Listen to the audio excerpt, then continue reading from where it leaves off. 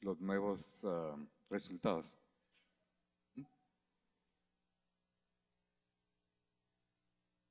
Aquí tenemos la frecuencia de las personas que nos acompañaron. Eh, Había un ingeniero, un biólogo,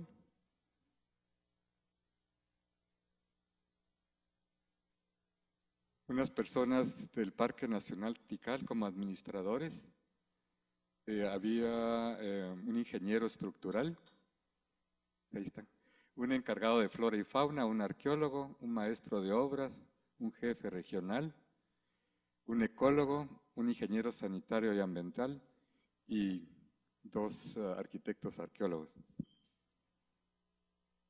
Y para el resumen, en estos 4 días hablamos del Petén, que no se mira bien.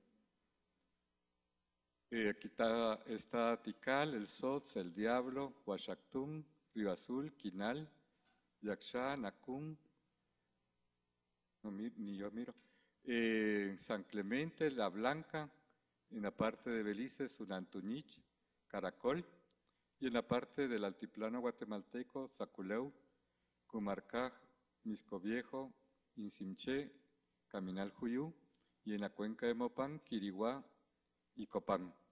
Eso fue lo que estuvimos mostrándoles ejemplos. Y ahora, bueno, aquí empezamos por los primeros 3 días, que fue el área del noreste de Petén. Otra vez el mismo esquema. Uno de los logros, tal vez yo diría el principal, es este plano con los 128 sitios catalogados y publicados y actualizados.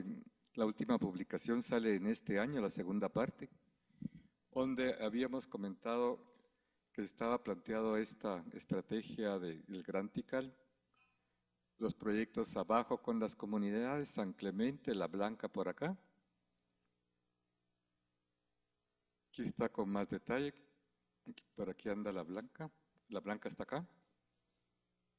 El nuevo Parque Nacional con un montón de sitios, de los cuales 4 están habilitados al visitante, 10 están preparados y con proyectos regionales que estaban por acá. Vieron todo ese recorrido para conocer asentamientos pequeños. También hablamos de la depredación, un mal que 25 años después de que se hizo el primer recorrido y se tomó como una variable, como un indicador del estado de condición, sigue sin ser atendido, sigue igual, digamos, el saqueo hace 25 años como ahora o ahorita sigue sin control. Es un aspecto negativo. También, como resultado de todos esos viajes, se planteó una estrategia al Ministerio de Cultura y Deporte de Guatemala para que pudiera, con los recursos disponibles, buscar alianzas y poder actuar con cierta planificación. Y que hay una variable, se mira bastante mal. Este es el conjunto de sitios del Gran Tikal que ahora presenta espacios preparados para el visitante. Ya no es un Tikal que se presentaba hace 25 años, sino que ahora es una serie de sitios arqueológicos que se interrelacionan uno con otro, todos tienen la misma evolución, ninguno de otro tiene más de 30, 40 kilómetros de distancia. Es realmente un conjunto que ahora da otra perspectiva al patrimonio cultural y natural de la región. Es un logro importante. También en 25 años se cambió la técnica de dibujo, se ha tratado de utilizar la técnica más actual cuando es posible, en gran parte con aliados de universidades como la Universidad Politécnica de Valencia que nos apoya a hacer la actualización del estado actual de la arquitectura. Por ejemplo, este edificio de Tikal.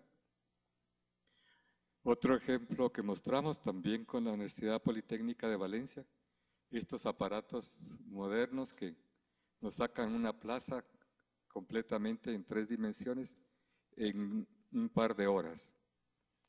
También vimos intervenciones afortunadas, otras poco afortunadas, como este templo 4 de Tikal,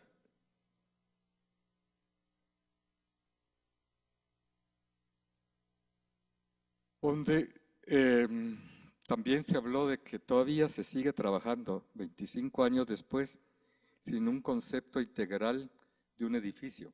Se siguen trabajando fachadas como hace en los años 60, más de 50 años, era el común, pero algo que no se ha podido superar es que todavía en el siglo XXI se siga haciendo este tipo de intervención de reconstrucción, como los que estamos viendo ahorita en pantalla. Bueno, hubieron historias como la habilitación de la Plaza de la Gran Pirámide o Mundo Perdido, como le gusta a don Víctor, que se incorporan al área de visitación en Tikal. Otros grupos que fueron habilitados, bien o mal, es la Plaza de 7 Templos, una cooperación del gobierno de España.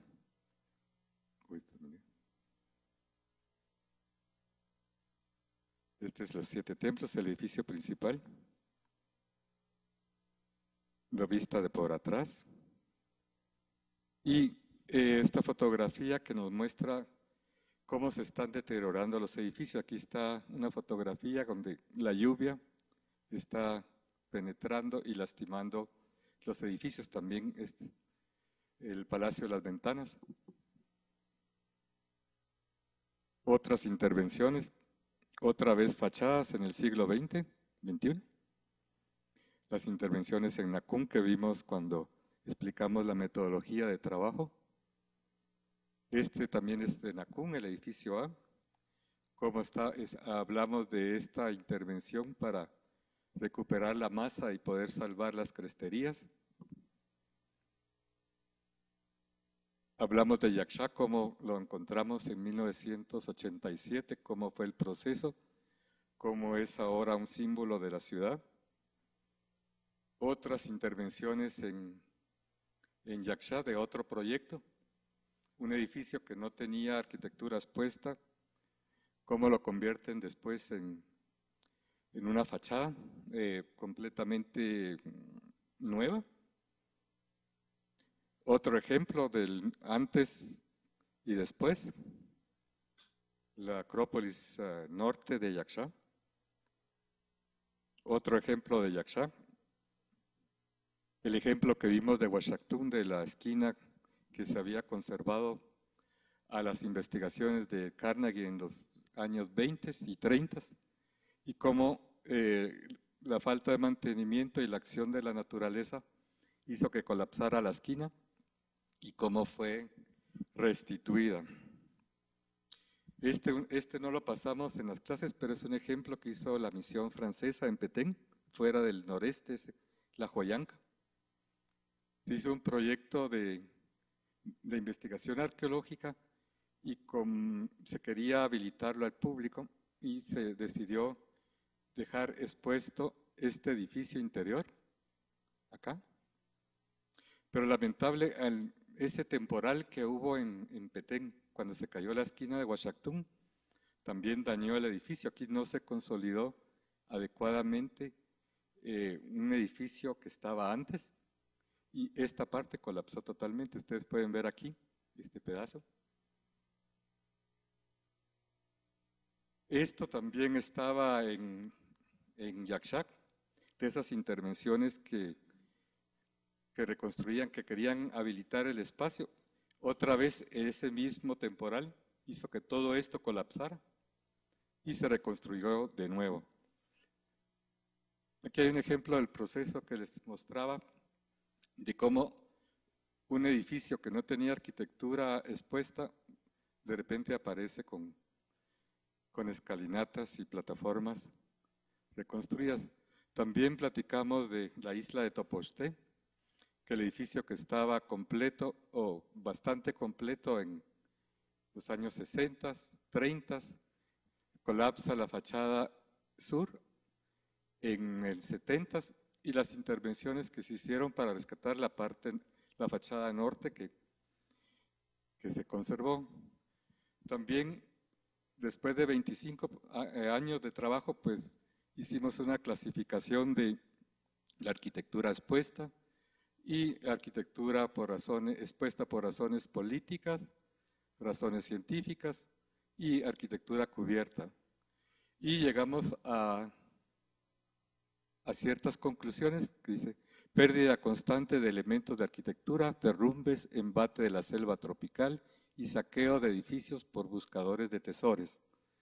Acción que, como les comentaba, sigue sin ser penalizada. Falta de atención al patrimonio por parte del Estado. Se desconoce la cantidad de centros urbanos en la región, escasez de vigilancia y presupuesto. En pleno siglo XXI no se sabe, no hay un catálogo que diga hay 1.500 edificios o la muestra que nosotros obtuvimos pues escasa, 128 ciudades, pero nos ratifica la calidad y la monumentalidad y la riqueza de espacios y elementos de arquitectura que tiene la región, que no es la totalidad. Falta de documentación actualizada. No todos los sitios arqueológicos están documentados, diferentes calidades de planos.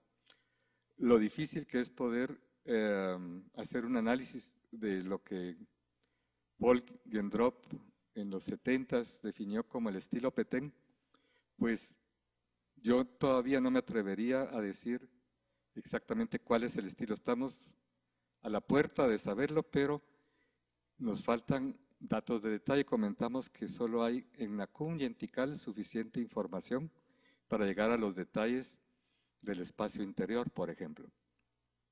Los otros, aunque hay un montón, no están bajo escombros y sin investigación, entonces no podemos llegar a los niveles del detalle. Y falta conocimiento sobre ordenamiento territorial, composición urbana, arquitectura, sistemas constructivos y materiales, los que les comentaba. Unos ejemplos de intervención. Aquí San Clemente, que la pasamos. Este es un edificio que está cerca, que es Torre Corozal. Ese es el mismo edificio, Torre Corozal, por atrás. Los intentos de recuperar la documentación. Habíamos comentado de este arquitecto mexicano de Mérida, que está haciendo su trabajo doctorado en Valencia. Están documentando arquitectura y aquí se está documentando saqueos. Comentamos los trabajos muy detallados de La Blanca. En realidad La Blanca es otro sitio, además de Nacún y Tikal, que tiene espacios interiores y que pueden ya sumarse a buscar las caracterización del estilo de Petén. Vimos mascarones, cómo documentan grafitos. Aquí están restaurando una pintura mural. Todos son estudiantes de doctorado. La profesora, que es algo interesante, algo que me impresionó de los profesores españoles es que van al campo y hacen exactamente el mismo trabajo que los alumnos. No hay, dice, hágame aquí, sino trabajan las 8 horas parejas, haciendo ellos mismos su trabajo. Esto me ha impresionado de estos profesores. No se llegan allá a sentar o a rascarse la barriga, ¿no? Trabajan muchísimo. También otro elemento que en 25 años ha sido poco investigado y que es una especie de cáncer, el deterioro de la piedra. Esto habíamos comentado la otra vez de los sistemas constructivos, las cajuelas o cajones, cómo es que las raíces penetran en estas capas, se caen y lo derrumban, las grietas, los asentamientos, las raíces sobre la arquitectura, miren,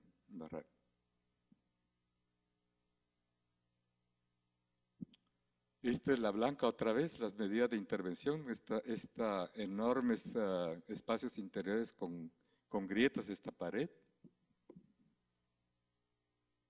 documentación con fotogrametría, ejemplos, estos son de San Clemente, una pared tabique, cómo es después trasladada a un plano, un gabinete. Otros ejemplos de cómo se hace la documentación, este es en Chilonché, con pintura. Una vista de la fachada colapsada del edificio. Aquí todas las paredes eran de esta forma, pero los saqueadores hicieron estos boquetes y quitaron la tapa. ¿Se recuerdan cuando vimos los palacios que eran fachadas lisas? Esta también era lisa, las puertas estaban para el patio. Pero aquí hay una enorme trinchera, esta que se mira acá, otra enorme trinchera, y simplemente le quitaron la tapa y estaban buscando alguna tumba o algo. También se ha difundido con ayuda de arquitectos jóvenes, haciendo reconstrucciones para mostrar al público. Esto está puesto en el Museo de Miraflores, en la ciudad de Guatemala, donde se expone las reconstrucciones, perdón, el rescate arqueológico de ese proyecto Miraflores. Hay una sección donde explica cómo son las reconstrucciones arquitectónicas. Esta lo vimos que San Clemente, Nacún, Yaxchá y otra vez Nacún. También platicamos esta apropiación de los espacios arqueológicos como lugares sagrados. Todos comentamos que todos tienen ya espacios especiales escogidos por arqueólogos y sacerdotes mayas, y ellos tienen, los sacerdotes tienen que estar registrados en el Ministerio de Cultura y Deportes y pueden entrar a las zonas arqueológicas prácticamente con un carnet. Eso se hizo en parte porque a veces hay ceremonias nocturnas y los parques y las zonas arqueológicas tienen un horario relativamente corto para el visitante. Entonces, estos señores tienen el permiso para poder hacer sus ceremonias. Esta es una ceremonia que hicimos al finalizar los proyectos de Yaxchá, cuando se terminó este edificio. Y aquí están preparando la ceremonia. Y aquí hay una cosa curiosa, no sé si lo pueden ver. El cosmos maya está dividido en rojo, amarillo, blanco y negro, ¿no? Entonces aquí, como es una adaptación constante de esos valores, el sacerdote está poniendo una botella de Coca-Cola, que significa el negro, una botella de agua, una de piña, que era el amarillo, y una de roja. Digamos, con eso, con las aguas que le dicen ustedes acá, colocó los puntos, los colores de los puntos. Ahí se mira bien. Hablamos también de nuestro vecino, este es Caracol, como de una superficie sin piel llega a tener una nueva piel, especialmente para distraer al visitante. Porque un valor de originalidad, pues no lo tiene, es una fantasía.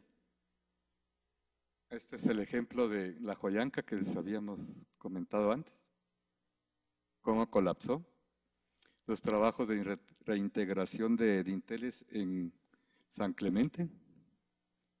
Este es en el norte, este es un mascarón preclásico del Mirador. Este es cómo lo dejaron después, a pesar de tener una cubierta. Aquí se mira, hicieron una especie de pastel y ese está protegido por un techo de policarbonato, pero sin embargo lo que tenía de originalidad lo taparon poniéndole una nueva pasta blanca. Uy.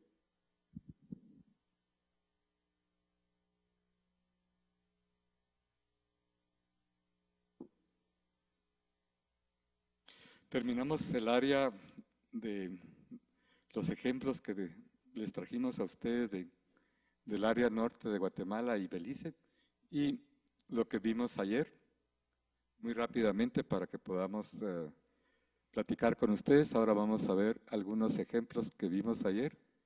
Caminal Juyú y el desarrollo de la ciudad, de la cuarta ciudad capital de Guatemala. Los efectos de daños que hemos pasado varios ejemplos por ejemplo, daños por desastres naturales. En Misco Viejo vimos los sismos, en Nacum también por primera vez se registraron sismos en Petén, inundaciones, vientos, tormentas, lluvias en Huachactún, Nacum, ceniza volcánica. En Palenque, por ejemplo, yo hace muchísimo tiempo hice con mi esposa un viaje íbamos a Areachilán realmente, y había una ceniza de un volcán, que no me recuerdo el nombre, y de consolación nos llevaron a Palenque, pero visitamos Palenque con todo cubierto de ceniza, y era impresionante porque era como una fantasía, árboles, todo tenía un mismo color. Y eso a los estucos me imagino que les cayó muy mal. Desafortunadas intervenciones de los años 40 en Saculeu, que por cierto siguen estando ahí y requieren poco mantenimiento. El desastre en Misco Viejo, perdón, el uso de diferentes materiales no compatibles con los locales. Los daños, este es Misco Viejo también, los daños que causó el sismo. Miren cómo está todo. Otra foto antigua del edificio que colapsó, el edificio colapsado. Insimché, que prácticamente es una intervención que no, digamos, muy respetuosa, diría yo, casi en la misma época, y a la misma época que Misco Viejo. Y Juan Antonio hizo un análisis que los daños por sismo en Simché con el mismo terremoto creo que era el 5%, ¿no? Y en Misco Viejo fue arriba del 97%, de dos intervenciones casi parecidas de la misma época, con resultados distintos. Este es Insimché. Aquí está una comparación de Insimché con Misco Viejo. Arriba es Insimché. Hablamos de Quiriguá, pero no habíamos mostrado estas imágenes. Aquí se mira mejor. Aquí está sin inundación, miren cómo está acá. Cuando hablamos de los desbordes del Motagua que está cerca, miren cómo hasta dónde llegó la mancha de la inundación acá. El lodo, que esta la pasamos ayer, cómo está la estela. Y eso sucede más o menos cada 10, 20 años. También hablamos de la pérdida de la calidad del grabado en la piedra, además de otras enfermedades como esta. Miren cómo tiene con ataques de hongos, líquenes. Hablamos también de una arquitectura sectaria o seccionada en el Museo de la Arquitectura de Copán, de cómo se presenta partes de edificio sin sus elementos, por ejemplo, en este caso, la plataforma que sostiene, el cimiento que sostiene al edificio. La arquitectura disgregada en estos salones. Las intervenciones que yo no me atrevería a decir buenas o malas, pero esto se comentó que eran fotografías tomadas en marzo. Miren la nieve que hay por aquí.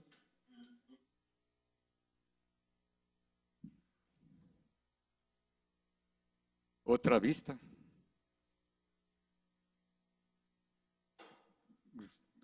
por lo menos a los que fuimos en marzo, causó un impacto totalmente negativo y era casi, empezaba uno a decir qué está pasando con...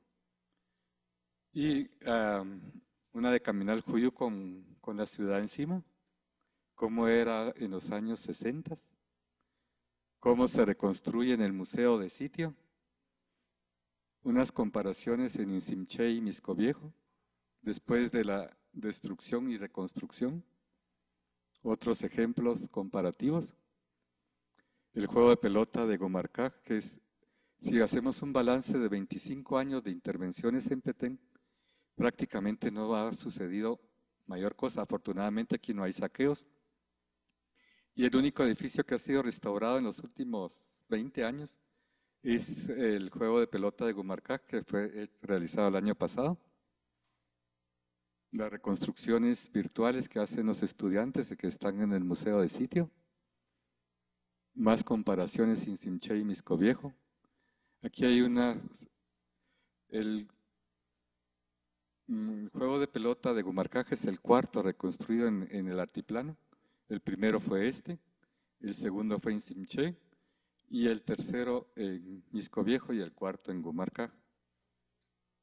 Y aquí terminamos la parte de introducción.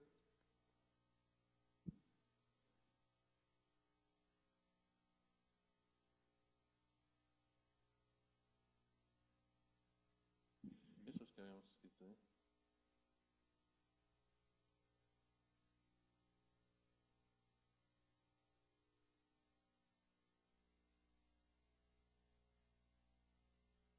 Hoy en la mañana hicimos un recuento, trabajamos un poco en tratar de presentar algunas recomendaciones, unas conclusiones, que fue un poco armar esto, un recuento de cuál ha sido la historia en estos años y cómo ha ido cambiando y cómo ha habido retrocesos. Uno pensaría que, que con experiencias se pueden asimilar mejores intervenciones, pero se funciona a veces con avances y retrocesos. En algunos casos, esas prácticas correctivas en TICAL y de repente se regresa, o un nuevo enfoque en el triángulo, en Yasha, donde hay un criterio diferente, de repente una intervención desafortunada, cuando ya esa estrategia, esa conceptualización y esa práctica marcaba que se tenía que seguir haciendo de otra manera, es lo que ha causado un gran problema, es decir, que no hay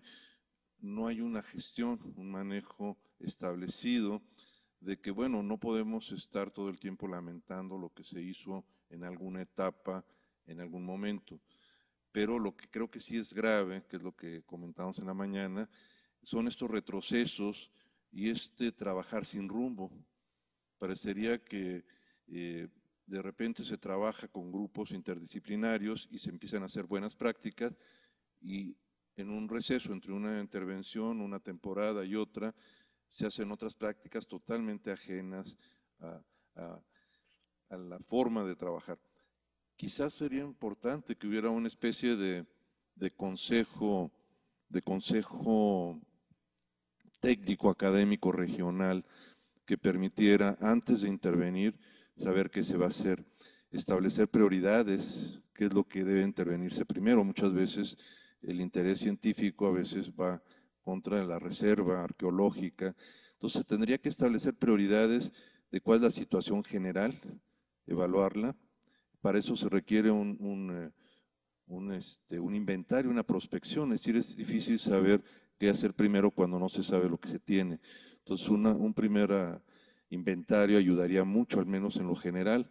Ya estos catálogos o estos inventarios se pueden ampliar mucho más, pero teniendo ese primer inventario, balance, se pueden establecer al menos regionalmente o localmente por sitio las prioridades y luego establecer la forma de hacerlo. Hemos visto cómo esas prácticas de saculeo, por ejemplo, de repente muy parecidas se hacen en ese edificio de Yasha o en el Templo 5.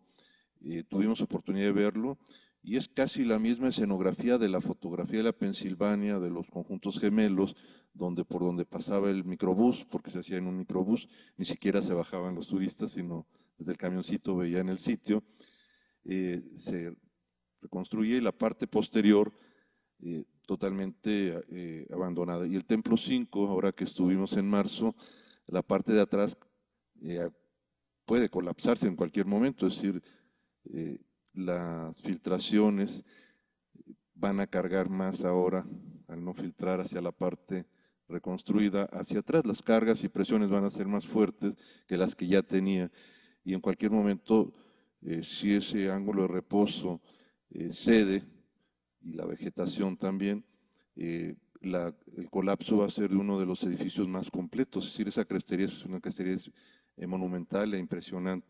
Entonces, dejan en riesgo el edificio por hacer la escalera y esa reconstrucción. Entonces, todo esto nos llevó a una serie de puntos que señalamos, algunos están en un borrador que lo comentaremos.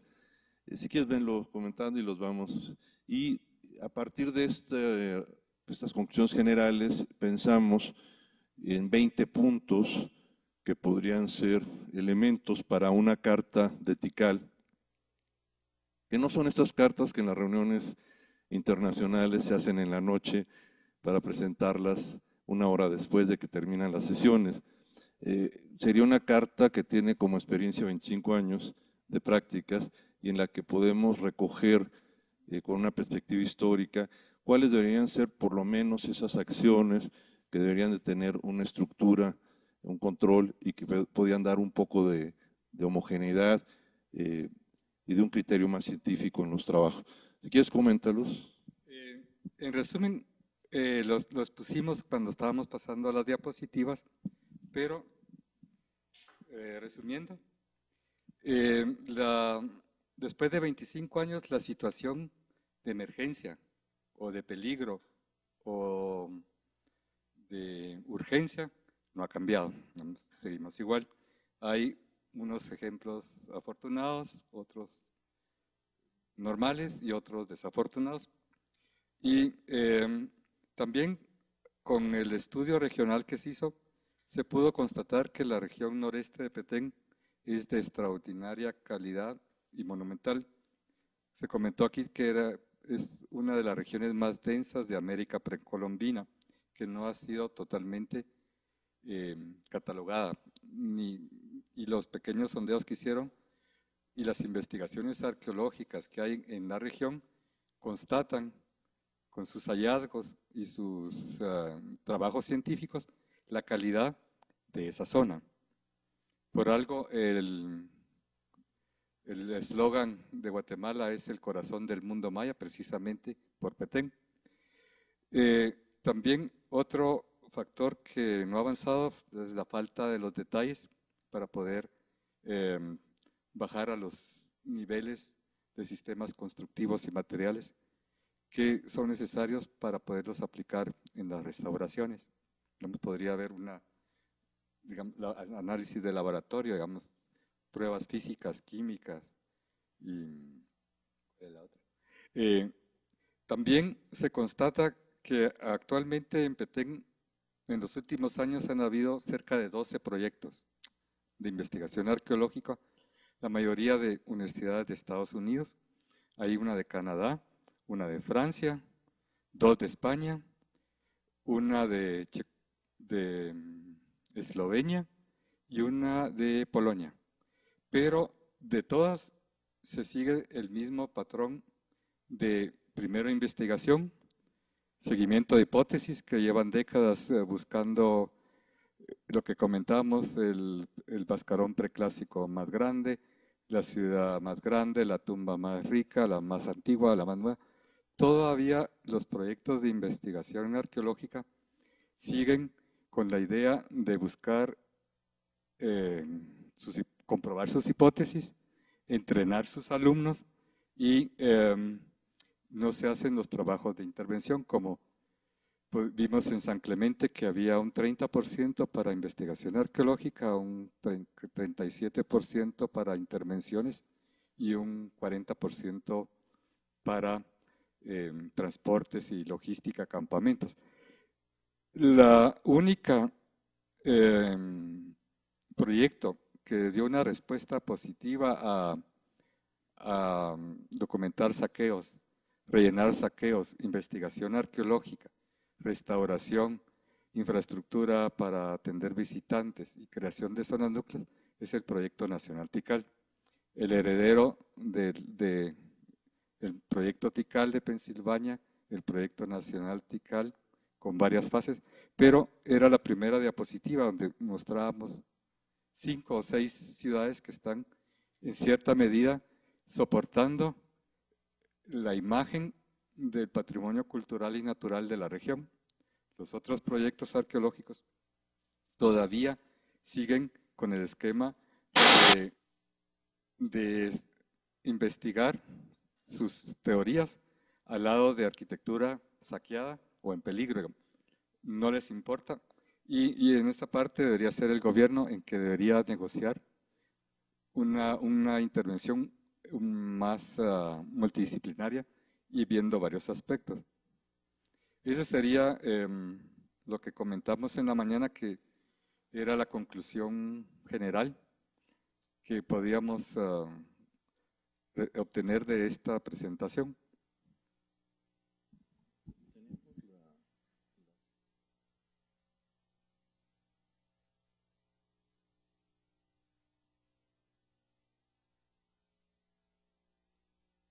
Vamos a pasar algunos de los puntos que consideramos pueden ser tenemos ubicados en la mesa redonda que estamos proponiendo para el año entrante, que la anterior, 1988, cumple 25 años y creemos que podemos hacer un balance de igual manera que estas jornadas y este balance sobre las intervenciones y restauración con esto.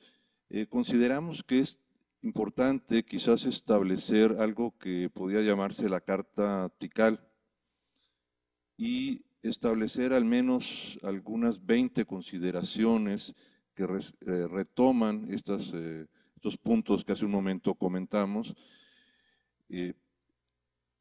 Entre estas consideraciones creo que sería muy importante el establecer en todos los proyectos, porque ahora la UNESCO, al menos para los sitios declarados patrimonio, ha estado pidiendo a cada uno de los países miembros, en sus sitios incluidos, los planes de gestión y manejo, de los cuales no hay, y de los cuales también no hay una formación académica en las escuelas para elaborarlos. Se sigue trabajando como en otras temáticas, y muchas de las declaratorias que ya tienen muchos años nunca fueron inscritas con un plan de gestión y manejo, sobre todo las de patrimonio cultural. En el caso de las declaradas zonas de patrimonio natural, los investigadores de estas áreas son mucho más metódicos y el manejo de sus áreas ha tenido planes y han tenido resultados. No es así, a veces en los de patrimonio cultural prácticamente no se sabe, no se tiene un expediente y no se tienen informes periódicos de muchos de ellos. UNESCO está ahora regularizando esa situación y yo la veo complicada porque no tenemos la formación en la gente que lo tiene que realizar de cómo elaborarlas y cómo establecer una metodología para hacer esa gestión y manejo. Es decir, nuestras maestrías son más de conservación y restauración y no de manejo y operación, que tendría que ser parte importante de la propia conservación. Es un punto que tendríamos que cubrir en las cátedras y en algunos cursos de actualización, formar a personal para cubrir, al menos México tiene más de 30 sitios que tendrían que estar trabajando en estos dos aspectos. Entonces, creemos que si podemos establecer dentro de esas recomendaciones o consideraciones que esa región y estos sitios cuenten con un plan de gestión perfectamente establecido, con una temporalidad a corto, mediano y largo plazo, un plan de manejo y operación del sitio y de sus contextos naturales, es decir, tratar de establecer esa conexión en el sitio con el entorno y con otros especialistas. Eso tendría una cobertura muy amplia que nos permitiría 4 acciones muy importantes, poderlas llevar de mejor manera en los proyectos de conservación y restauración, que serían determinar cómo se debe deliberar el material, vegetación, etcétera, y hasta dónde y cuáles son los parámetros en una determinada región o con un determinado criterio. Determinar la forma de consolidación, es decir, en muchos de estos edificios hemos visto que pasan de la consolidación a la reconstrucción. Podrían dejar los núcleos consolidados perfectamente, podrían eliminarse en zonas sísmicas los túneles o estructuras de concreto o marcos, en fin, establecer también los criterios de integración, es decir, elementos que tienen que articularse estructuralmente, como este que mostró de Nacum, Yasca, creo que también, que es importante la reintegración de dinteles para amarrar dos cuerpos y un núcleo en la parte central sin llegar a la reconstrucción de los acabados. Serían algunas acciones tanto de consolidación como elementos de integración. Reintegración también sería muy importante para no hacer estas esquinas en donde con unos cuantos materiales levantan completamente los perfiles, en donde ya no estamos en una anastilosis, como es en algunos casos que vimos, sino que ya hay una reconstrucción total. No hay un criterio, es decir, lo vemos que ni siquiera se manejan los conceptos, se pasan de uno a otro. El tema de prevención al riesgo es un tema muy importante, es un tema que Herr Stovell, quien falleció el año pasado, siempre en el ICROM tuvo el interés de establecer talleres periódicos. Yo tuve la oportunidad de asistir a 2 en Santo Domingo y la metodología que ellos planteaban, que era una visión amplia, permitía no nada más prevenir, tener una cultura de prevención al riesgo, sino saber cómo mitigar el riesgo en determinado lugar. Eso nos establece que en un lugar donde puede haber huracán, inundación o sismo, ¿qué se puede hacer en caso de que tengamos un evento de ese tipo y pueda causar daños? Es decir, cómo prevenirlo, pero cómo mitigarlo, que muchas veces el problema es que no se mitiga y cuando uno llega la destrucción es todavía mayor. No se sabe cómo hacer, siempre se llega y se apuntala o se retira escombro y se pierde mucha información también. Entonces creo que una formación a través de capacitación al personal en la región en términos de prevención al riesgo y de lo que implica esa prevención sería muy útil para un plan de gestión y de manejo. De igual forma, la sustentabilidad del sitio, establecer cómo hacer sustentable el lugar en todos los aspectos que la sustentabilidad plantea.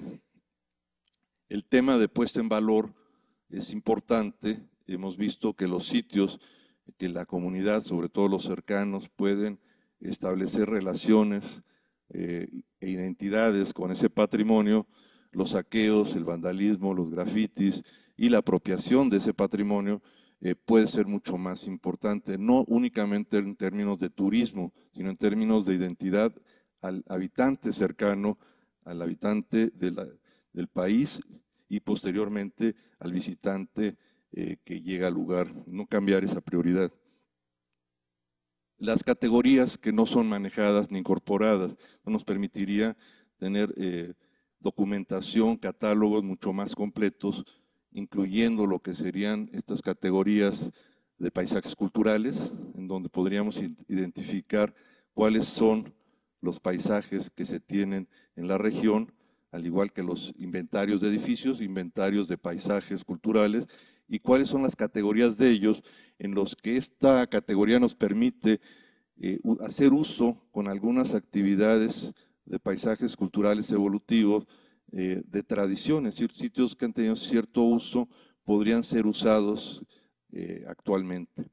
El tema de las interconexiones, rutas o itinerarios culturales es importante porque lo hemos venido comentando, el emplazamiento de los sitios corresponden a emplazamientos estratégicos, no nada más militares en un momento, sino comerciales, jerárquicos, los propios santuarios, los propios paisajes sagrados, y la geomorfología del lugar más los asentamientos nos podría permitir establecer la interconexión, esta visión regional y de sitios de mayor jerarquía menor y de habitación podríamos establecer cómo se van dando estas relaciones en distintos momentos históricos y tendríamos una visión más regional y menos de sitio.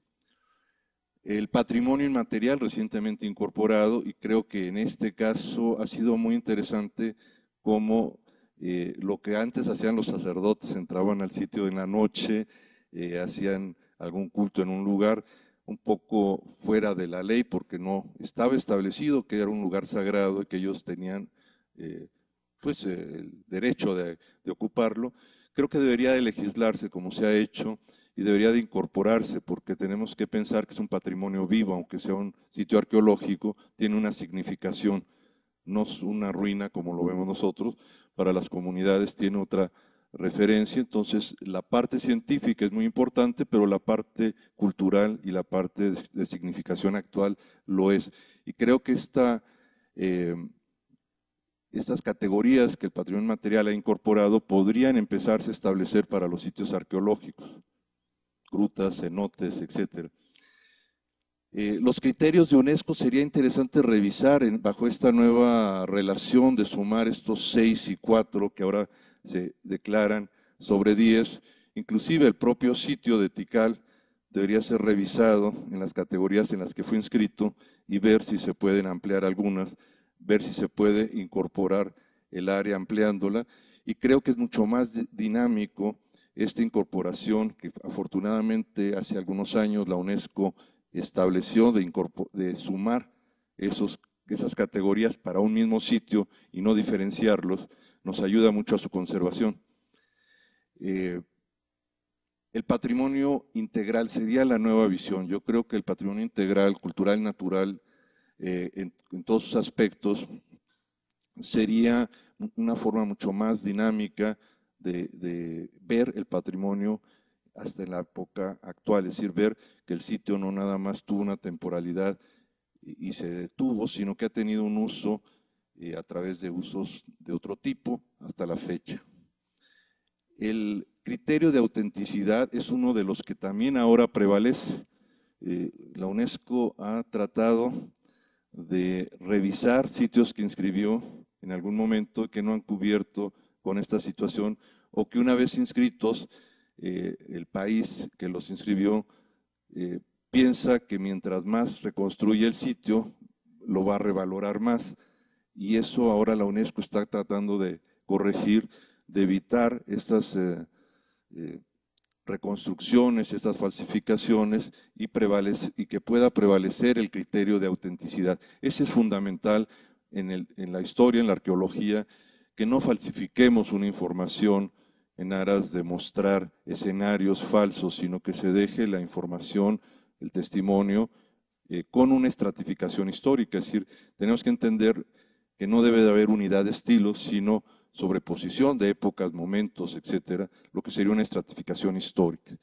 Por otro lado, la formación y actualización permanente creo que es muy importante. Si no trabajamos en esos dos aspectos, los puntos de actualización en gestión, manejo, nuevas categorías, es muy difícil que podamos estar interactuando con nuevas formas, nuevos enfoques. El desarrollo del turismo cultural e identidad del patrimonio debe ser muy importante también, pero no como punto primero. Creo que el turismo debe pasar a un turismo cultural, pero sobre todo con identidad del patrimonio, con los habitantes, no primero el turista. Entonces creo que toda esta legislación, normatividad internacional hacia el turismo cultural, el impacto, lo veíamos ahora, el regular que en Tikal no sea el punto que tenga la mayor carga, repartirla, y luego repartirla en intereses de lo cultural y lo natural. Ese podría ser un segundo punto, que un sitio ya con una descarga de turismo pudiera tener ofertas diferentes, como serían senderos interpretativos, observación de aves, plantas, flora, los campamentos chicleros. Recuerdo que en Tikal había un recorrido, un campamento que apareció y que el vestigio eran unos naranjos, ya la arquitectura no estaba, y es exactamente como en Baja California, donde muchas misiones ya no están los dátiles, las datileras, las palmeras, y nos hablan de un paisaje cultural introducido, y la presencia no está física con la arquitectura, sino con lo que ahí se sembró. Y aquí es muy interesante ver donde hay naranjos, limones, en medio de la selva, era un campamento chiclero, y el que la gente pueda visitarlo es un atractivo más, que no es solamente ir a la pirámide principal, sino ver el contexto de los campamentos chateros, chicleros, etc. La difusión e investigación e información relacionada en medios electrónicos. Creo que es una gran oportunidad, como la tenemos ahora, de poder estar transmitiendo esta reunión. Creo que esta dirección de educación a distancia, educación continua, nos permitiría poder establecer reuniones, actividades, aprovechando a las propias universidades y su infraestructura y a sus investigadores para establecer esta comunicación mucho más continua, es decir, no esperar a una reunión anual ni a una publicación, sino poder establecer una comunicación más horizontal y más permanente. Algunos de estos 20 puntos pensamos que podrían ser, y los adelantamos, parte de las recomendaciones a las conclusiones que leímos, y que podrían ser puntos a discutir en el mes de marzo, en la reunión que vamos a tener en Tikal. Tendríamos oportunidad de desarrollarlos y de ver la posibilidad de incrementar algunos puntos también, para que en esta reunión pudiéramos generar, no una reunión más, sino que pudiéramos generar un acuerdo, por lo menos escrito, formal, de cuáles podrían ser las pautas para seguir trabajando una región, particularmente esta del Petén, con una perspectiva de ver de lo que se ha hecho en 25 años. Entonces es una invitación que hacemos Oscar Quintana y yo, de reflexionar en estos puntos y relacionarlos a lo que hemos visto en estos días y en estos materiales presentados. ¿Es la invitación, quieres, es lo de la mesa redonda? Bueno, pero vamos a hacer un receso porque estamos casi en 2 horas para presentar lo tuyo. Bueno.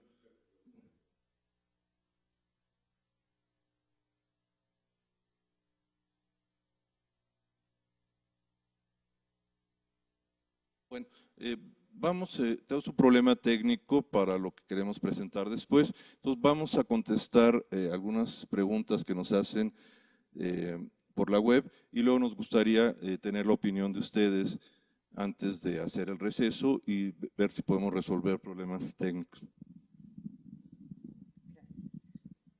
Buenas noches. Ayer no fue posible dar un comentario por los problemas que ustedes tenían con la transmisión, pero no quiero dejar de hacerlo. En una de las participaciones del público se dijo que los objetos con valor histórico deberían dejarse que se deterioren de manera natural y verlo con resignación hasta con disfrute. Disfrute porque es irremediable. Me parece demasiado visceral y poco académico al comentario en un homenaje a Paul Jandrop, ya que precisamente estamos en estas jornadas por el motivo contrario.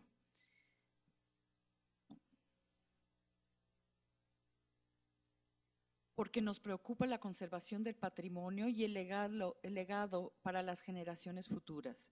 Gracias y felicitaciones a los organizadores y especialistas.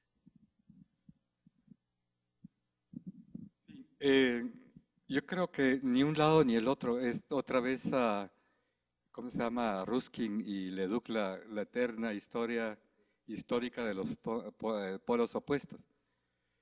También, como decía Paul, ni uno ni otro. Creo yo que los dos tienen en su momento o en caso particular un valor que el experto debe tomar en cuenta, pero claro que el objetivo de los especialistas en el tema de conservación es mantenerlo. La forma es, si nos vamos al polo de Ruskin o al polo de Viollet-le-Duc. Creo que hemos insistido en algunos de los planteamientos que Roberto Pane estableció hace mucho tiempo de la estratificación histórica. creo que debe de conservarse el bien estratificado. Los sitios tienen asentamientos del preclásico hasta el posclásico, entonces no debe privilegiarse como sucedió en uno de los conjuntos de Tikal, que se retira una estructura completa para buscar la más antigua, en donde queda descontextualizada el resto. Creo que deben de conservarse por métodos de prospección arqueológica no destructivos, por túneles, etcétera, las estructuras anteriores. Ahora la arqueología permite métodos menos destructivos y deben de conservar las distintas épocas, y no nada más las arqueológicas. Tenemos sitios donde los asentamientos están de los pueblos del siglo XVI o posteriores sobre estructuras prehispánicas, y los dos tienen valor, la histórica y la arqueológica, y no debe de privilegiarse el valor estético sobre el histórico. Creo que debe prevalecer el valor histórico, que es el testimonio, la autenticidad, y el estético no debe ser el que privilegie, como fue el caso del Museo de Copán, donde al parecer había un criterio por parte de la que lo hace, que es historiadora del arte, de privilegiar piezas separadas, desmembradas, esculturas, y quitarlas de un edificio del cual forma parte. Entonces creo que eso es el sentido que hemos tenido, o al menos que hemos querido dar por parte nuestra, de integrar las distintas épocas y estudiarlas conservando algo que a lo mejor no nos gustaría, es decir, a lo mejor pensamos que hay que buscar un solo estilo, una sola época, una sola estructura, cuando eso tiene una autenticidad porque tiene muchas épocas, muchos valores. Vamos a pasar ya con el público y me gustaría que pudieran ir interviniendo. Tenemos tiempo. Muchas gracias. Bueno, gracias, felicitaciones nuevamente por este evento. Yo tengo dos inquietudes. Me parece que en la propuesta de la carta que le están nombrando de Tikal está subyacente unos temas que han dado en el desarrollo del curso, pero no están explícitos. Uno de ellos sería que para la aproximación o el estudio, el conocimiento de los sitios arqueológicos debería de abordarse desde una perspectiva transdisciplinaria, ¿no? que se ha estado planteando a lo largo, pero no lo veo recogido ahí. Y otro punto sería la socialización y corresponsabilidad de las comunidades, que también lo han dicho y que lo han incluso practicado, pero tampoco lo veo del todo explícito, aunque sí está, si lo vemos en sentido amplio, en la gestión de los sitios arqueológicos o en el desarrollo de turismo cultural e identidad del patrimonio. En varios de esos puede caber, pero creo que habría que hacerlo explícito de que hay que buscar la corresponsabilidad en la gestión de los sitios de las comunidades, tanto en el conocimiento como en la conservación y difusión de los sitios arqueológicos y del patrimonio en general, material e inmaterial. Sí, es correcto. Ese es el sentido, no lo pudimos desarrollar con los contenidos, simplemente los enunciados, pero sí vamos a hacer énfasis en estos dos puntos, que creemos que desde el 87 ha sido la metodología a seguir. Ustedes vieron los cuadros que mostramos del 87, aprendimos a trabajar con biólogos. Antes iban los arqueólogos por su cuenta, los arquitectos.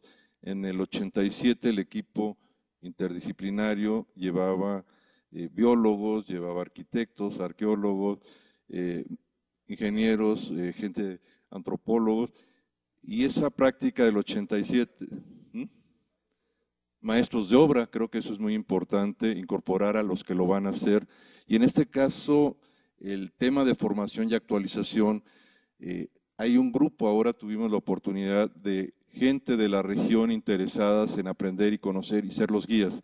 Son los mejores guías porque conocen los árboles, la vegetación, etcétera. Entonces, nos pedían todos los apuntes y las cosas que llevábamos en esta reunión, todo lo que llevábamos para trabajo en campus, se los dejamos. Y el tema de formación, no al especialista, a la gente del lugar, creo que es una demanda social y creo que es una demanda donde el arquitecto, el arqueólogo y el especialista debe hacer énfasis. Entonces estos dos puntos creo que van a ser importantes incluirlos y reforzarlos, porque es la única manera en que podemos trabajar en lo que estamos llamando un patrimonio integral. Si no tenemos esa integración de los grupos, no nada más de los especialistas, de las comunidades, de la sociedad civil, etcétera, las universidades, vemos que muchos trabajos están siendo desarrollados no tanto por algunas instituciones científicas, sino a nivel de las universidades. El papel de la universidad debe entrar en una vinculación directa en estos temas. Sí, gracias.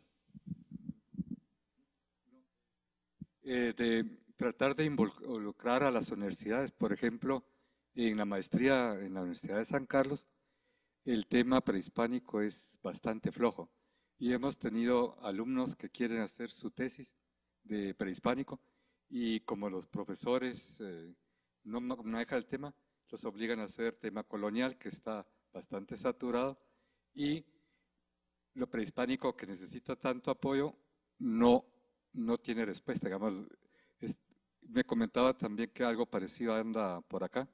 Eso podría ser un buen tema de que realmente los decanos o los directores de las facultades realmente es un campo extremadamente rico para muchas disciplinas, para todos. Y sin embargo, no le dan el valor. Y hay varios, como le digo, varios alumnos que tienen que buscar una casa en la ciudad capital y hacer su estudio así. ¿Cuándo pueden contribuir, digamos, con cosas prehispánicas? Creo que no nos escapamos, está aquí Iván con nosotros, tuvimos que disfrazar su tema de paisaje cultural porque si no entraba como arquitectura prehispánica, el de la maestría y doctorado. Creemos que ahora con la presencia de Alejandro Cabeza en nuestra facultad, en la división, y con esta visión de alguien que viene de paisaje, vamos a poder flexibilizarnos en ese sentido, incorporar a la gente de paisaje, temas de arquitectura de paisaje y trabajar con textos tanto arqueológicos como con textos de cualquier tipo. Están vetados, al parecer, un poco, o tienen un grado de dificultad fuerte, los arqueológicos, particularmente los prehispánicos, y los de arquitectura moderna. Es decir, esos dos extremos como que están descabezados, le quitaban pies y cabeza. Y esos dos temas son difíciles de desarrollar. Tenemos algunos alumnos que querían trabajar el tema del siglo XX y tuvieron que irse a otra universidad. Creo que eso no debe ser. En el seminario de investigación y tesis sobre patrimonio cultural, en la licenciatura, con el taller Macheto, hemos tenido la oportunidad de tener un grupo piloto, llevamos 3 generaciones y estamos trabajando temas indistintos y de manera conjunta para que conozcan tanto los arqueológicos como de otro momento. Entonces creo que eso que comentas no es nada más de parte de ustedes, sino también en otros sitios, ¿no? Había una pregunta, Mariano. Bueno, buenas tardes. Era abundar sobre estos comentarios relacionados con los 2 últimos puntos, ¿no? Acerca del turismo cultural e identidad del patrimonio y esta reconstrucción de la que ha hablado el doctor Quintana en aras de atraer este turismo. Ayer mencionábamos varios ejemplos, ¿no? de esta falsificación, como la han llamado, y yo comentaba que el punto de equilibrio es verdaderamente difícil, ¿no? Ese punto de equilibrio entre progreso, desarrollo y conservación, y muchas veces hay decisiones políticas que imponen, ¿no? Bien sea lo que el doctor llama el extremo de Ruskin o el extremo de Leduc, es decir, la ruina como una escultura que está ahí consolidada para irse a ver, o la reconstrucción. Y hoy hay también la vertiente de esta reutilización de ruinas que puedan tener un uso, ¿no? Pero bueno, nomás comentar, digo, ayer yo citaba el otro día el ejemplo de Díaz Ordaz, diciendo, no, vamos a hacer la Villa Olímpica ahí y nos llevemos lo que nos llevemos, lo que se pueda salvar, que se salve, y lo que caiga abajo de los edificios, que se vaya, ¿no? Es decir, no importa que sea Cuicuilco, una ciudad del preclásico, no, vámonos. Lo dijimos con la venta, o sea, Pemex hizo un campo petrolero y se deshizo la venta. Y ahí está la labor de Carlos Pellicer, porque es de un individuo que tuvo conciencia, que dio una batalla. Pero, ¿qué más polémico que el caso del Templo Mayor en la Ciudad de México, ¿no? Hablando de esta estratificación de los... Es decir, hay una decisión política avalada por gente que estaba muy dividida. Digo, había personas que no estaban de acuerdo con la línea de deshacer la manzana completa, ¿no? Sino buscar quizás otras alternativas. Pero por eso yo hablo de ese punto de equilibrio, ¿no? Y digo, el consenso para tener una intervención determinada cuando hay estas presiones sobre el uso del suelo tan dramáticas, ¿no? Eso es lo de Caminal Juyú, por ejemplo, en el crecimiento de una ciudad y el valor del suelo, pues eso tendría que terminar en la creación de instancias que tuvieran capacidad ejecutiva en términos políticos, ¿no? Así, bueno, pues esto... Pero bueno, es un comentario más que nada de que realmente viendo lo que ha pasado, o sea, cuando se hizo esta lucha mediática para que Chichén fuera declarada, ¿cómo es? La nueva séptima maravilla, ¿cómo se llaman? Las 7 nuevas maravillas del mundo. Quien va hoy a Chichén, digo, si no sale con una depresión brutal, pues... Casi uno piensa, bueno, yo conocí Chichén en el año 70 con la secundaria y dije, qué paraíso, qué lugar tan increíble verlo solo. Ahora va uno circulando entre auténticas, pues, ¿cómo se llama? Corredores comerciales donde se están disputando el venderle a uno cosas, ¿no? Y entonces en ningún momento puedes sentir el ambiente. Entonces es verdaderamente un tema crucial esto del turismo cultural, ¿no? De cómo realmente equilibrarlo con el comercio, etcétera, ¿no? Yo creo que la labor de todos los que tenemos interés en la conservación es verdaderamente titánica la que nos espera, ¿no? O sea, a todos los que nos interesa esto, seamos arqueólogos, arquitectos, creo que estamos ante un panorama en que el reto es enorme, ¿no? Entonces, bueno, preparar cuadros, buscar que la gente adquiera conciencia, ese es un tema también, ¿no? Es decir, cómo conseguir que los muchachos que entran a las escuelas vayan concientizándose de la importancia de todo este pasado, ¿no? Para que a la hora de hacer un OXXO, a lo mejor cuando sean arquitectos digan, bueno, vamos a hacer un OXXO, pero por lo menos vamos a respetar si estamos en el norte de la ciudad, si estamos en el sur, vamos a ver qué hay antes para, pues, muy bien, tiene que haber comercio, tiene que haber progreso. Hagámoslo, pero con una cierta, pues, conciencia y con un cierto cuidado, ¿no? No le veo muchas más salidas.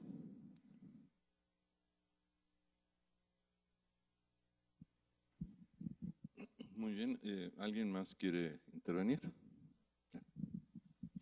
Hola, buenas noches. Yo quería preguntar, bueno, comentar más bien puntualmente sobre las intervenciones de restauración en La Blanca.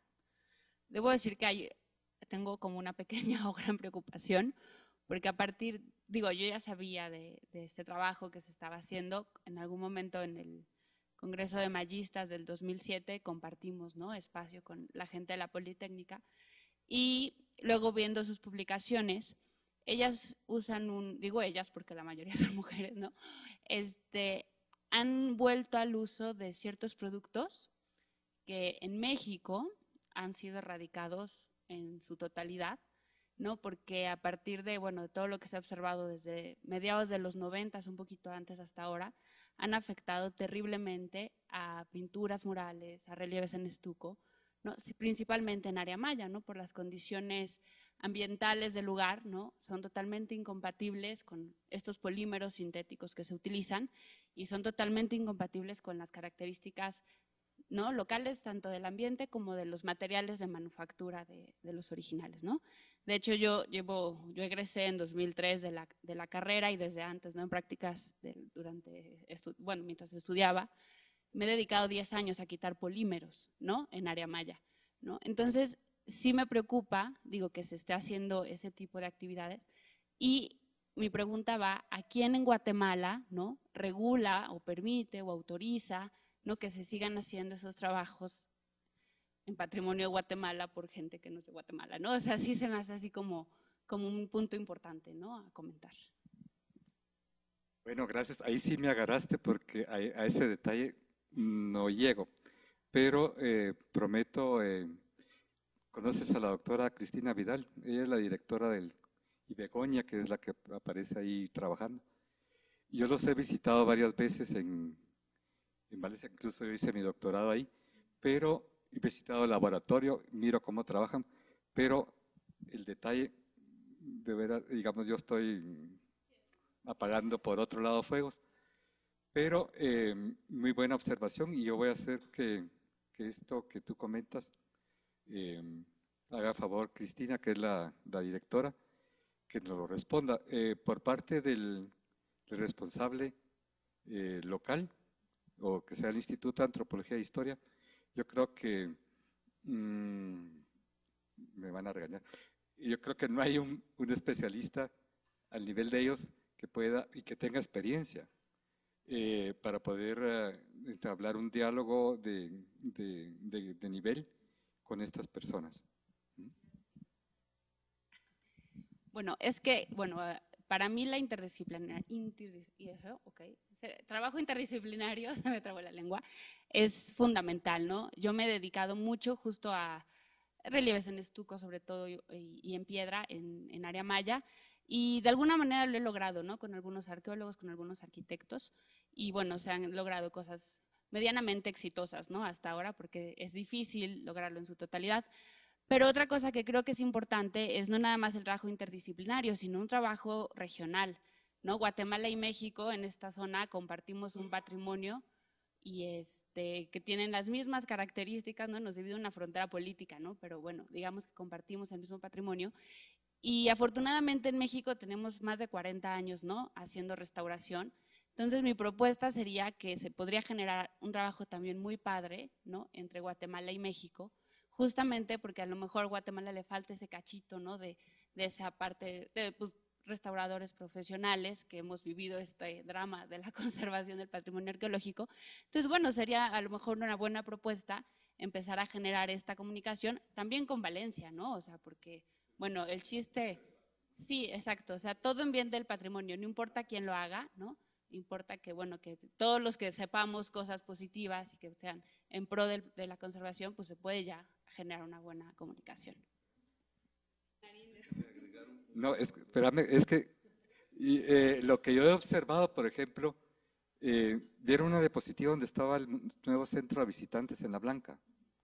Ahí se hizo una pared de piedra usando y la idea era experimentar, porque ahí hay una reconstrucción 1 a 1 de varios grafitos. Entonces experimentaron la técnica, los diferentes tipos de ligas que hay en las vegetaciones, y te confieso, ese muro se ha hecho, bueno, el muro, pero el acabado, digamos, el preparado y el estuco, se hizo como unas 10 veces, y al tener como 4 o 5 años, cada año le salen esfoliaciones, se mancha la pintura y lo vuelven a hacer, y están constantemente tratando de investigar cómo es la forma, porque empezaron a reconstruir del muro completo hasta los grafitos y están cada vez monitoreándolo, cómo es que está y te aseguro que no les ha sido fácil porque se ha visto que lo tienen que quitar, que hicieron una parte del muro, después la ampliaron y después les dio problemas y ahí están tratando, pero yo te prometo que se lo comunico a Cristina. Sí, creo que la intervención es muy acertada y bueno, vengo al quite con los arqueólogos y arquitectos de Guatemala. La observación es correcta y creo que entra muy bien en un principio fundamental, además de autenticidad, la reversibilidad. y la compatibilidad. Entonces, si perdemos la autenticidad, reversibilidad de lo que hacemos, de los materiales que empleamos, compatibles, climas, etcétera, vamos a tener problemas. Creo que en el punto de consolidación entra muy bien el tema de los productos para X o Z intervención, y creo que ayudaría muchísimo esta reunión el que nos pudieras acompañar o pudieras enviar la propuesta. Nosotros la haríamos, la integraríamos ya en la parte específica en cada uno de los puntos, donde en algunos ya no va a ser posible liberar lo que le pusieron porque no son compatibles y crean problema o no son reversibles. Ahí tendremos que monitorearlos para ver cuánto tiempo más podemos prolongar una intervención con un material que no es adecuado para ese clima o ese lugar. Entonces, creo que ese punto entra, al igual que los que hemos señalado de autenticidad, y podía ser un intercambio de experiencias. Creo que la intención de hace 25 años de ligar experiencias, y por eso estuvimos colaborando, es que este diálogo se haga horizontal, de especialista a especialista, y que pueda además subir a los que toman las decisiones y a los técnicos también. Entonces creo que esta experiencia de México, donde se metió la pata por muchos años y que tenemos mucho que arreglar, todo Oaxaca, se nos están cayendo los murales por los plastilocas y todas las cosas que se ponían, algunas hechas con buena voluntad por el arqueólogo o el propietario de la tlapalería o de la ferretería, es decir, nadie lo hizo con la idea de destruirlo, pero no se tenía la experiencia de cómo se comportaban esos materiales. Entonces es preferible que los podamos estar retirando y poniendo mejores materiales a dejarlos como vacuna para siempre, si no hay vacunas para siempre. Entonces creo que ese punto es muy importante porque uno de los especialistas, apuntando a la intervención anterior, es el restaurador de bienes muebles. Entonces, quizás muchos trabajos podrían ser no tan a detalle como en este caso donde sí hay recursos, sino preventivos, que nos pudieran decir qué acciones preventivas en general podemos hacer para después entrar a las consolidaciones y a otros trabajos de limpieza. Entonces eso sería muy importante, tener esa participación, ya sea presencial o con un trabajo, porque lo podemos incorporar, es el momento. Hay dos intervenciones.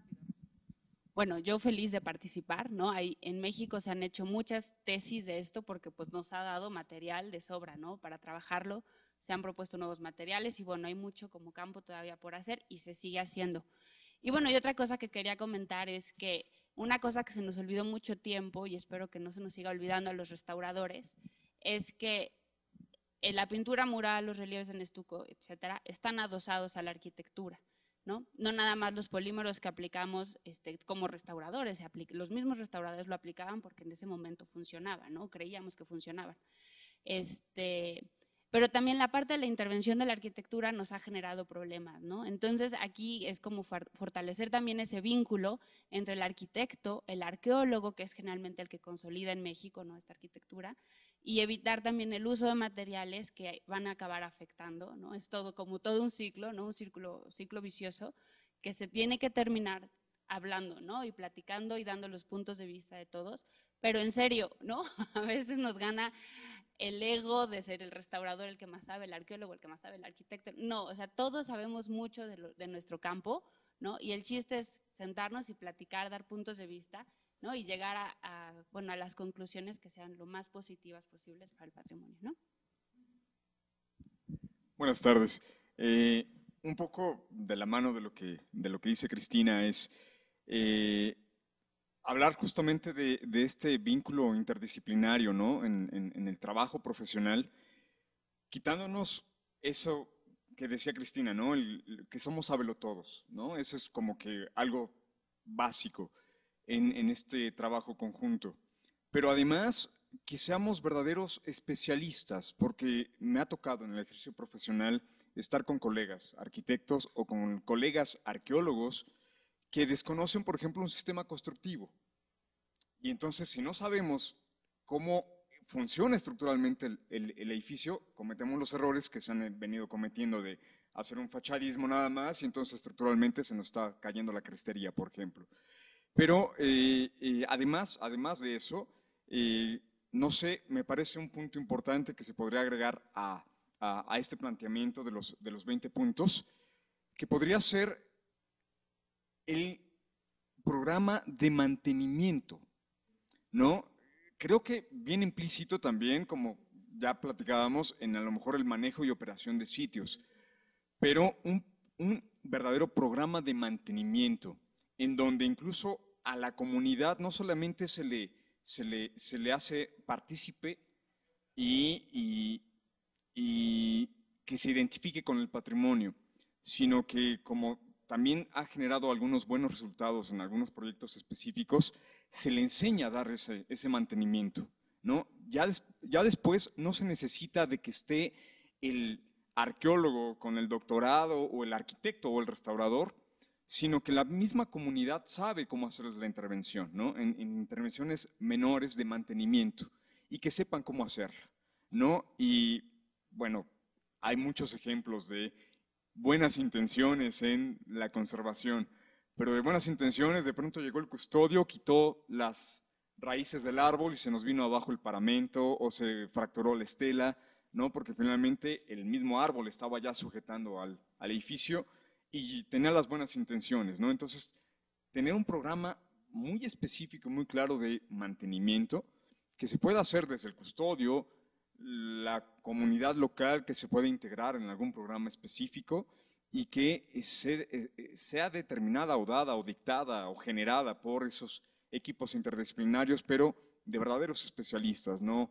Del arquitecto constructor que se dedica a la obra nueva y que de pronto fue por el compadrazgo el que llegó y entonces fue el que obtuvo la chamba y hizo las cosas, ¿no?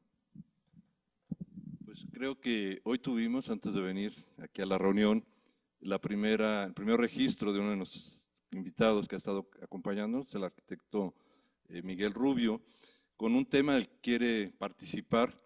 Tenemos una segunda invitación, nos daría mucho gusto que participaran, y el tema de mantenimiento podía ser llevado a esta mesa redonda en Tikal y desarrollarlo, ayudarnos a ampliar estos puntos, igual los de la parte social y cultural. Yo creo que es un trabajo colectivo, simplemente hicimos este listado para agregar todas las observaciones que ustedes puedan hacer, ¿no?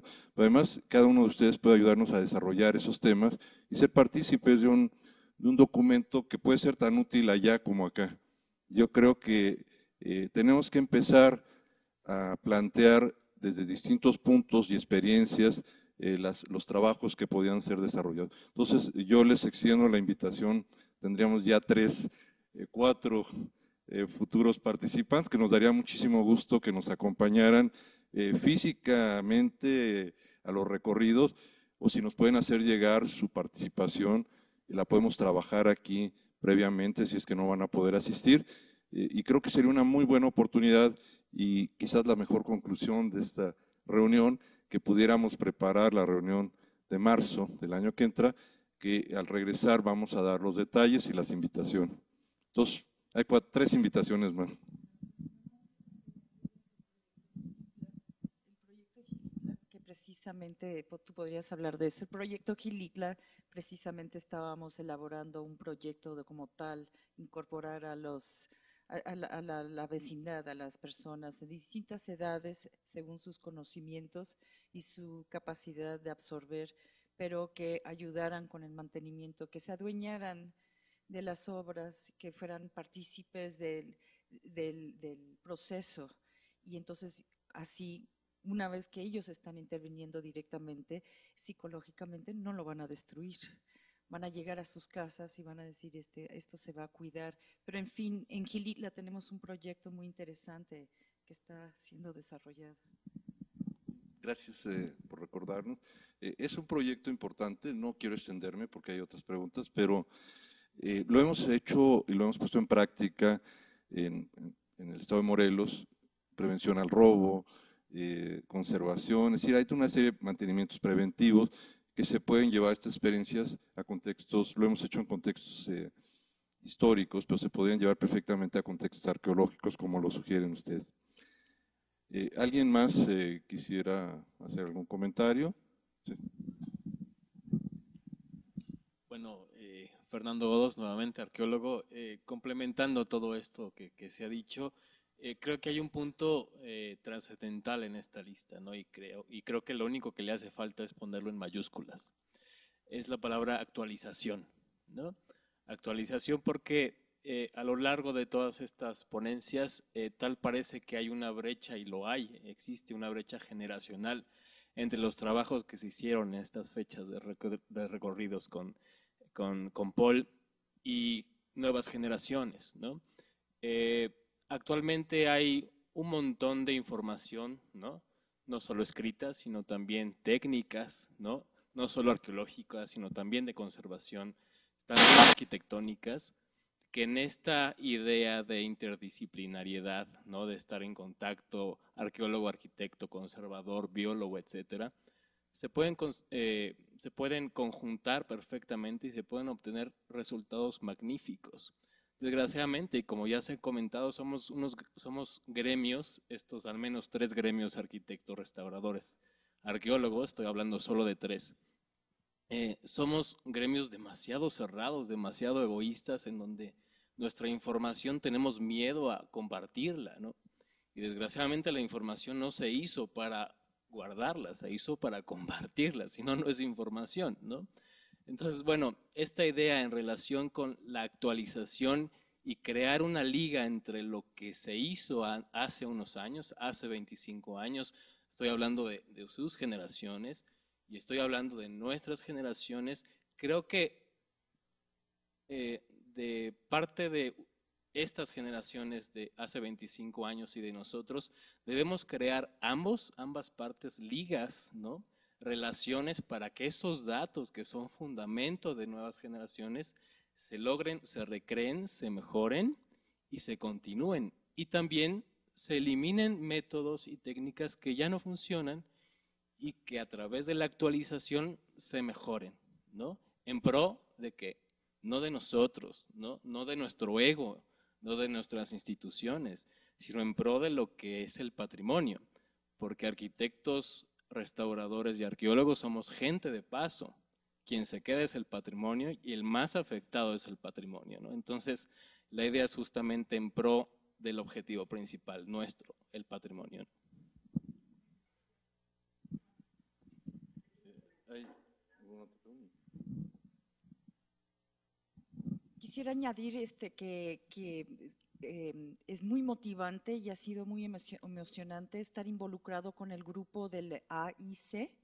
No sé si ustedes saben, es el Instituto Americano de Conservación, American Institute for Conservation, que es el más grande que hay en Estados Unidos, pero ellos tienen todo un departamento latino y todos los partícipes son miembros de Latinoamérica y están confrontando. Entonces, todas las convenciones, hay una serie de simposios que están pasando paralelo a los conservadores así más típicos, como quien dice, y cada día más, cada año, creo que se están añadiendo, se están sumando otros 70, 80 conservadores al año.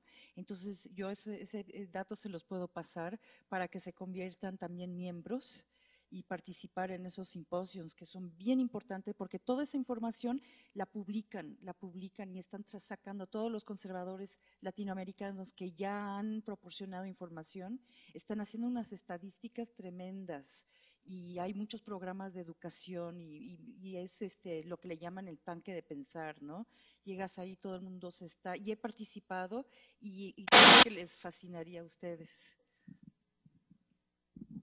Muy bien, si no hay otra intervención, hay una de Iván. Gracias, buenas noches. Pues igual felicitarlos también por todas estas pláticas y todo esto que nos ha enriquecido mucho. Y bueno, también para complementar un poquito todo lo que ya se ha comentado, así como buscamos igual un equilibrio entre que si se reconstruye o que si lo dejamos como ruina, también quizá, siguiendo el comentario del arqueólogo, el buscar el significado también en ese equilibrio. Como bien dice, la gente local tiene un significado para ese bien, nosotros que llegamos de fuera le damos otro significado también a ese bien. Las personas que ponen el dinero para hacer todos estos trabajos le dan otro significado. Y pues es también un punto quizá conceptual, ¿no? También difícil de encontrar. Y bueno, en ese sentido, integrar, como lo estamos haciendo ahorita, este gran equipo multidisciplinario que estamos logrando transdisciplina inclusive, en esta parte del enriquecimiento, como las ceremonias, todo esto que se da, pues complementarlo a los planes de conservación, de planes de manejo, en este mismo mantenimiento, pues estas actividades que de los diferentes grupos locales o visitantes, turistas, etcétera, pues también van a tener una determinada afectación, ¿no?